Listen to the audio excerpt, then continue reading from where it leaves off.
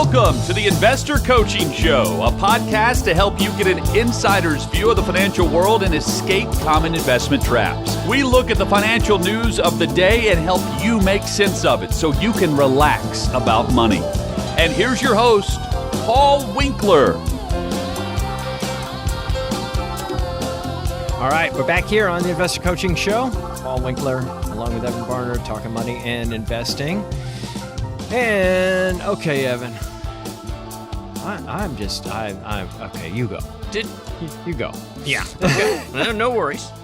Yes, yeah. Yes, you were right. It's well over that. Okay. Well, I'll get it in a minute. Oh, you'll get it. Hat tip to one of my clients. Mm-hmm. We were talking.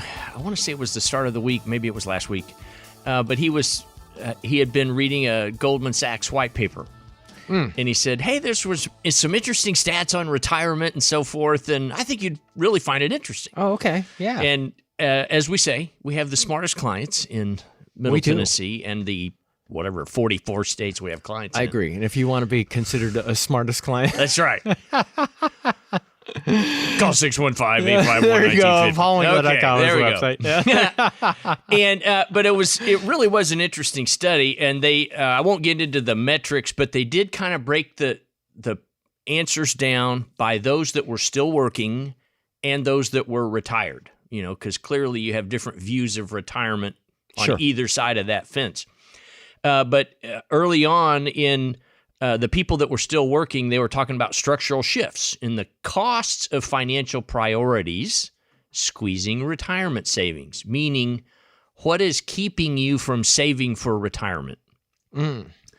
67%, too many monthly financial expenses.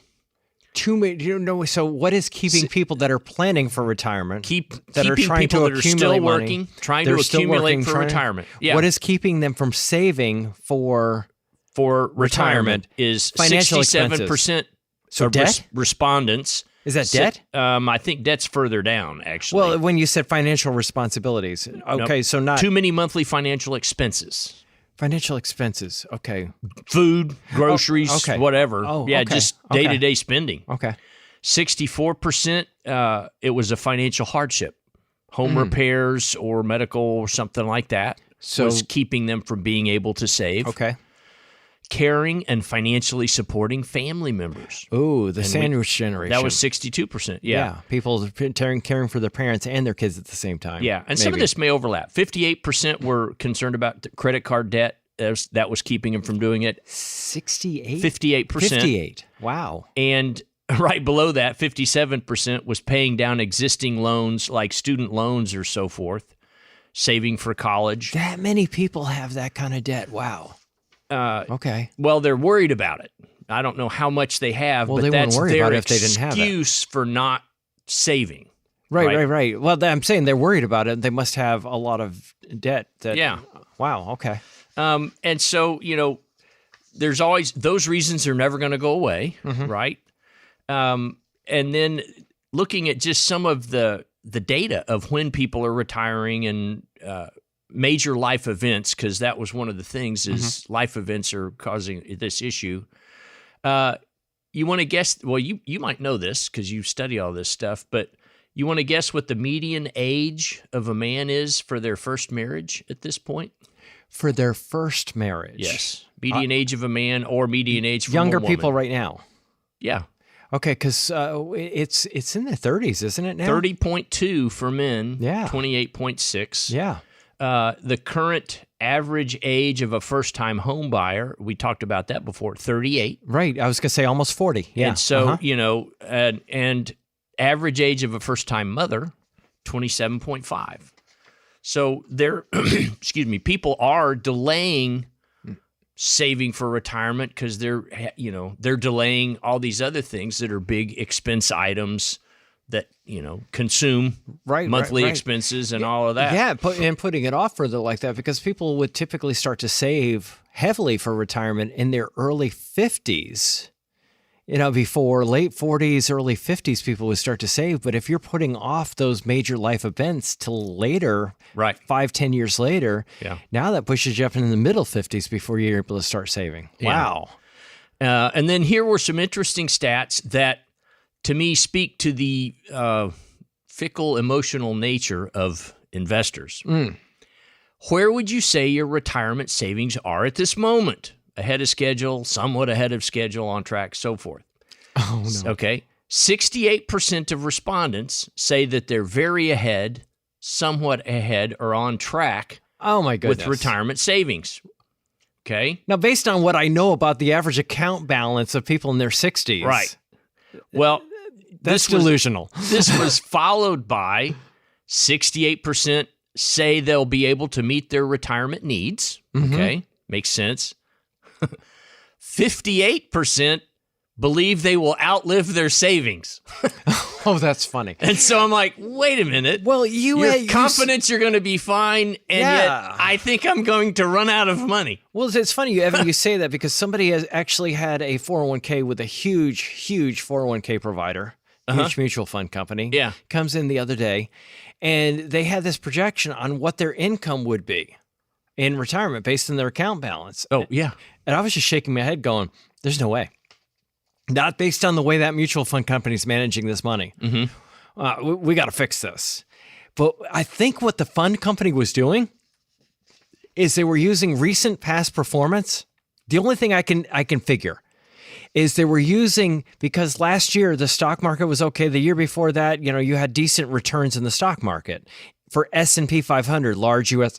companies, and that's mainly where they were focused, is that particular area of the market. And the only thing I could figure is that they must have been projecting those returns forward into the future, even though they were seriously unlikely. Yeah. Because if you look at historic return of large U.S. stocks, that would be the lowest expected returning area of the market historically of all the different market segments that I might be inclined to use, like small companies, small value and large value and so on and so forth. Yeah. And yet they were projecting this person would be fine. So I could see where these people would come to the conclusion, oh, I'm going to be fine. Why? Yeah. Because this huge mutual fund company that everybody knows the name of says I'm going to be fine. Yep, right. And I said, no, garbage in, garbage out. The data that they're using is seriously flawed. And I said, we've got to fix this thing. Yeah. So I can see where that they might come to that conclusion. I can see where the number of I think I'll be okay is high, but at the same time they think they're going to run out of money. No, I know that was funny. I mean, I That's know kind of bizarre. that irony wasn't lost on me. Yeah, It's like, okay, whatever. yeah. But they were looking at paycheck to paycheck savers impacted the most by competing priorities, which would make sense. They're worried about expenses and so forth. But here was an interesting thing. Gen Z, 39% primarily live paycheck to paycheck. Okay. Millennials, Okay. 45% live paycheck to paycheck. Okay. Gen X, 41%. Boomers, 18%. Which makes sense because they're going to be older. Yeah. And Moderately they figured improved. out it's probably not a good idea to live paycheck to paycheck. Moderately improve each year. That was pretty much 38 to 40% across the board. And then considerably better. I'm doing considerably better than living paycheck to paycheck. 21% Gen Z, 18% millennials, 19% Gen X, and 41% boomers, which again... Which the youngest boomer is sense. going to be 62. 61. I'm 61, like right 62. at the cusp of... Yeah. Well, we're the same age. I Yeah, think. we are. That's how I know the number. Yeah. Yeah. We've talked about how much is enough and your contentment once you make above whatever it is, 150 or even 75 grand or something. Yeah, it was like last your I knew, happiness it was doesn't 75, but it keep went up to growing. 90, and it's around 100 or so. Yeah. So, So in other words, what Evan's talking about right there is when, how much income is enough? Well, they found that, your level of happiness and contentment, once you get above 100,000, it's incremental. How much more happy you are when you make more money. Typically, you'll find that you'll have this marginal utility concept. The idea is that I don't get incredibly more happy when I go from 100,000 to 200,000 income to 300,000. You'd think money should make you happy. No, it's the reality is there's a certain amount that if it's enough and people tend to be pretty content. And that's the number. But anyway. Yep. So this was a telling one. I put a note. This page is good radio. Oh, okay. All right. So let's hope it is. Oh, you know what we're going to do? We're going to hold it to after this break. There you go. It's going to be good radio. Hey, just a note to you podcast folks, we just came out with a retirement income guide, and I'm super excited about this. There are all kinds of myths about taking income in retirement. People worry about running out of money, and rightfully so, because a lot of these myths can actually cause that. Now, the myths that you typically hear about, number one, dividends, living off dividends in retirement. Real estate, life insurance as a retirement investment, and annuities, and interest-bearing accounts, and target date funds. There are all kinds of things out there.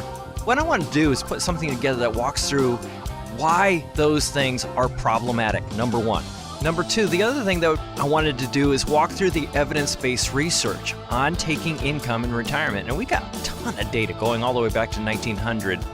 What's the logic behind it? And it's intensely logical. So we put that together, and all you have to do to download that, making it super simple, just go to paulwinkler.com/relax, and you can actually get into that very easily right there. So I would urge you to do that. Check it out, because I think you're going to really like it. paulwinkler.com/relax. All right, we're back here on the Investor Coaching Show. Paul Winkler, Evan Barnard, talking money and investing. paulwinkler.com is the website. You can get straight on our schedules right there. You go to paulwinkler.com, and any of the offices, you can get on there for a 15-minute phone call. Talk to any of our people. You notice that they all have it going on. We got a bunch of really well-educated, smart, long-term. They've been in this business. All the people that run offices have been at least 25 years. So you're not getting a neophyte that's just getting into the business, trying to get their legs under them. So anyway, go ahead, Evan. What's your This was eye-opening for me. All right. So now they were asked, how would you describe your financial situation? Mm-hmm. And I think this is the working category, not retired. Okay. Paycheck to paycheck. Mm-hmm. If you're earning less than $50,000, 57% are living paycheck to paycheck. Wow. If you're earning between 57%. If you're earning between 50 and 100, 36% say they're living paycheck to paycheck. That's still high. 100 to 200, 25% living paycheck to paycheck. You're gonna blow your mind here in a second. All right. If you're making $200,000 to $300,000 a year, 16% of respondents said they were living paycheck to paycheck.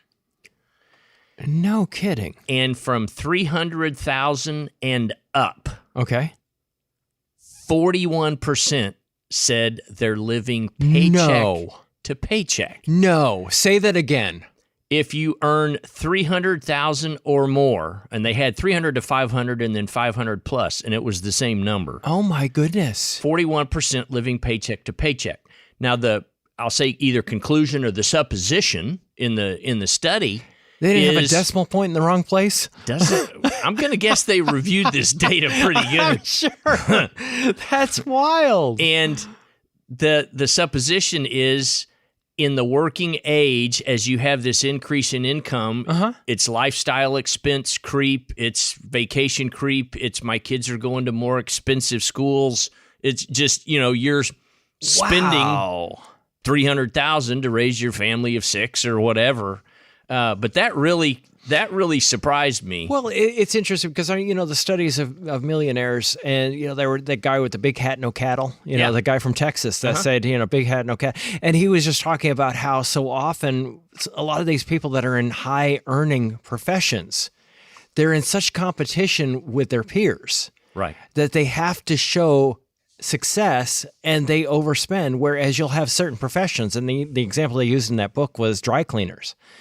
And dry cleaners had high incomes, but they didn't have to show their success because nobody thought of as dry cleaner as a high roller. And I remember that thing that they talked about the doctors going to the hospital and they felt like they were driving onto a European car lot. They all felt that they had to drive these really expensive cars. Just to show success, and there's a pressure to overspend at those higher income levels. So in a way, this sort of makes sense. It does. But it's still sad. It's bad still. Telling, yeah. And then they did talk about the people that haven't delayed saving. They came up with a kind of a term called financial grit. And those were the people that were successful at saving for retirement. And I'll just read it. They said, financial grit applies this mindset to retirement money management, reflecting the future orientation and perseverance that people harness to stay committed to their long-term financial goals. As savers juggle an expanding set of competing financial priorities, their ability to remain focused on long-term growth goals, stay confident in their ability to reach retirement, and willingness to persevere through periods of hardship has become increasingly important to drive retirement success. And I think a lot of that comes down to, as you were reading that, when I'm trying to get somebody to actually get to a goal, or accomplish something, I will often go, okay, why is this important to you? Now I want you to really sit in that. Why is it important to you to be able to get to retirement? Why is it really important to you? What are you going to be doing? And get them to really visualize what that's going to look like. Because if you have a strong enough why, the how is going to happen. Yes. You're going to figure it out. But I think too often people don't think about why it is that they want something. And I think those are the people that you just described right there that probably have a really good view of what they want things to look like. They're the people that have sat around thinking, going, you know what, I really want to do this and I don't want to be here forever. I've had people come in and say, well, that we've had a management change at work. And, didn't you think about that might happen, because your manager and the person that ran the company was getting up there, did you not think that might happen 10 years ago? 20 years ago? And no, I didn't think about that. Well, the people that really think toward the future like that have a strong enough why that they'll do it. They'll do whatever they got to do. And I think that's what the difference is between these people. Yeah. So it was some interesting data on the state of retirement, let's say, in America. That's super. And that's something that I've talked about in here, with the guys. And I said, I would love to just really spend some time interviewing people. And I've seen interviews like that. But I want to get really into why it is that people have the debt in the first place. So we're gonna talk a lot about that. Hey, this is Paul Winkler. Hope you enjoyed today's edition of the Investor Coaching Show. If you want to learn more about what we do, go to our website, paulwinkler.com. Until next time, I'm Paul Winkler, reminding you that I believe that more educated investors are more confident investors, and confident investors are more successful investors. Have a great one. Advisory services offered through Paul Winkler, Inc., an SEC-registered investment advisor. The opinions voiced and information provided in this material are for general informational purposes only and not intended to provide specific advice or recommendations for any individual. To determine what investments are appropriate for you, please consult with a financial advisor. Paul Winkler, Inc. does not provide tax or legal advice. Please consult your tax or legal advisor regarding your particular situation.